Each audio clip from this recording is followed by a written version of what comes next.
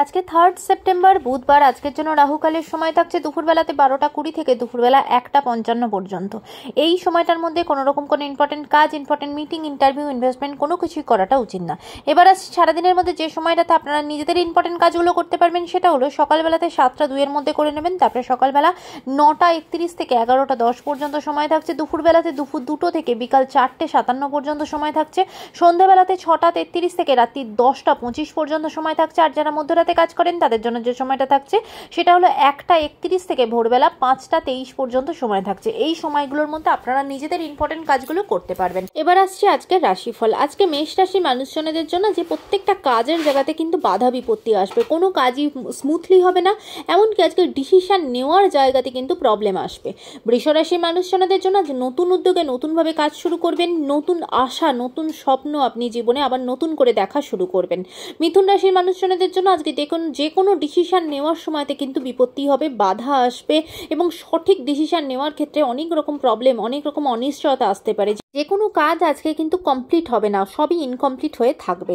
কর্কট রাশির মানুষজনদের জন্য আজকে কিন্তু কোনো জিনিস চুরি হয়ে যেতে পারে, কোনো মূল্যবান জিনিসপত্র, টাকা পয়সা চুরি হতে পারে, তাই সেদিকে সতর্ক হবেন। সিংহ রাশির মানুষজনদের জন্য আজকে আপনার মতের সাথে অন্য কারোর মতের মিল হবে না, সেখানে কিন্তু ভীষণভাবে বাধা বিপত্তির সম্মুখীন হতে হবে। কন্যা রাশির মানুষজনদের জন্য আজকে কিন্তু আপনার প্রতিবেশীর সাথে আপনার মতের অমিল হতে পারে এবং সেখান থেকে ঝগড়াঝাটি হতে পারে, সেদিকে সতর্ক হবেন।